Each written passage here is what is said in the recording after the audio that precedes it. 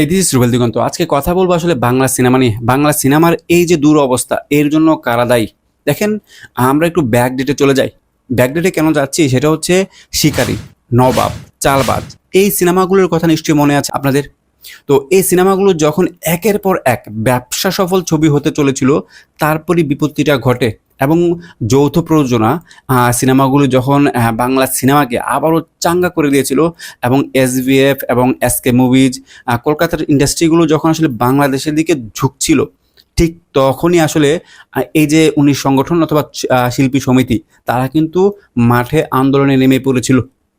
এবং এইটার ফলে কি হলো, যে এমন একটা নীতিমালা আসলো যৌথ প্রযোজনার সিনেমার ক্ষেত্রে, যেটা মেনটেন করে সিনেমা তো দূরে থাক, একটা নাটক নির্মাণ করাও সম্ভব নয়। তো সেইখান থেকে এই কি হলো, কিছুদিন পর আস্তে আস্তে বাংলা সিনেমার সেই করুণ দশা চলে আসলো এবং বাংলা সিনেমাকে একেবারে নাই করে দিল। শাকিব খানও এই দেশের পরিচালকদের হাতে আবারও সিনেমা করতে লাগলো, সিনেমাগুলো বরাবরই সমালোচনার সম্মুখীন হতে লাগলো।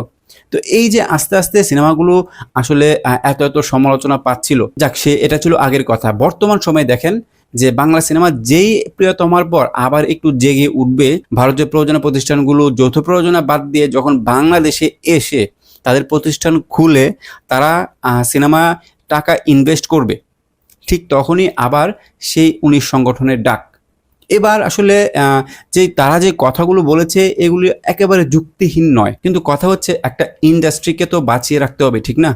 আপনি যদি মানহীন সিনেমা দিতে থাকেন এবং বাংলা সিনেমার প্রতি আসলে মানুষ যেভাবে মুখ ফিরিয়ে নিয়েছে, এইটাকে প্রিয়তমার পর আবার রিলোড করা হয়েছে। তো এই যে ধারাবাহিকতাটা অব্যাহত রাখার জন্য কি মানসম্মত সিনেমা দরকার। এই যে এসবিএফ এবং এসকে মুভিজ তো অনেক আগেই তাদের একটা ফেসবুক স্ট্যাটাসের মাধ্যমে বলে দিয়েছিল যে যৌথ প্রযোজনার সিনেমা নিয়ে তাদের অনেক ঝামেলা পোহাতে হয়, এই কারণে তারা আস্তে আস্তে বাংলাদেশ থেকে গুটিয়ে ভারতে চলে গেছে, বাংলাদেশে আর টাকা ইনভেস্ট করবে না তারা। তো সেখান থেকে এসবিএফ যখন আবার নতুন একটা সম্ভাবনাময় মুখ নিয়ে চলে আসলো এবং বাংলাদেশের সিনেমার ক্ষেত্রে কি শাকিব খানের পেছনে তারা ইনভেস্ট করলো। এই যে আজকে এই যে তুফান সিনেমা নিয়ে এত মানুষ এত হই হুল্লোড় করছে, এত গর্ব করে বিভিন্ন স্ট্যাটাস দিচ্ছে যে বাংলাদেশের ইতিহাসে এরকম সিনেমা হয়নি।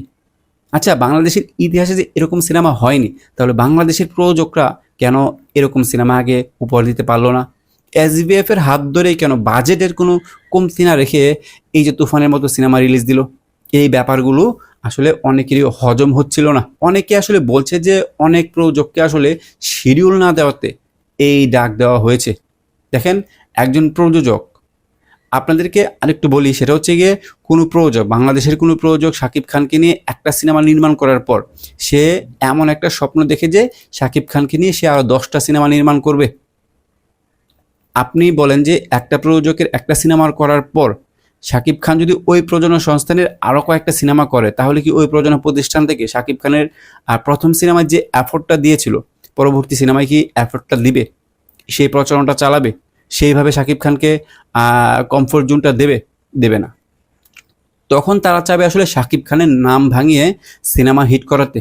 এই কারণে আসলে শাকিব খান আসলে 25 বছর ধরে রাজত্ব করছে এমনিতে নয়। এই কারণে শাকিব খান একটা প্রযোজনা সংস্থার সর্বোচ্চ 2টা বা একটা সিনেমা করে থাকে এবং সে অন্য প্রযোজনা সংস্থার কাছে ভিড়ে, যেন আসলে প্রযোজক অথবা প্রযোজনা প্রতিষ্ঠান শাকিব খানকে সেই লেভেলে ব্যবহার করতে পারে এবং সিনেমায় ভালো টাকা ইনভেস্ট করতে পারে এবং সিনেমার প্রচারণা খুব ভালোভাবে চালায়। একটা জিনিস কিন্তু লক্ষণীয়, সেটা কি, যে রাজকুমারের প্রচারণা খুব ভালোভাবে হয়নি। রাজকুমারের প্রচারণায় অনেক গাফিলতি ছিল।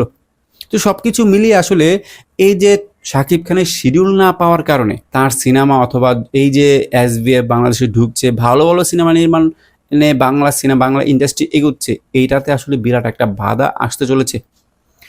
আপনাদেরকে আমি বলে রাখছি, যদি এরকমটা হয় তাহলে বাংলা সিনেমা আবারও সেই ধাক্কা খাবে এবং এইবারের ধাক্কায় আমার মনে হয় না বাংলা সিনেমা উঠে দাঁড়াতে পারবে।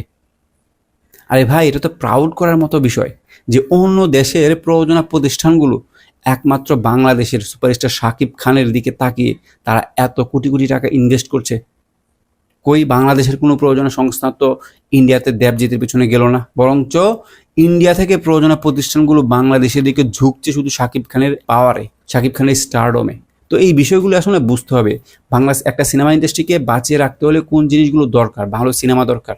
তো কেমন লাগলো ভিডিওটা অবশ্যই কমেন্টস করে জানাবেন। ধন্যবাদ সবাইকে ভিডিওটি দেখার জন্য। আপনারা যদি আমার সাথে একমত হয়ে থাকেন অবশ্যই কমেন্টস করে জানাবেন।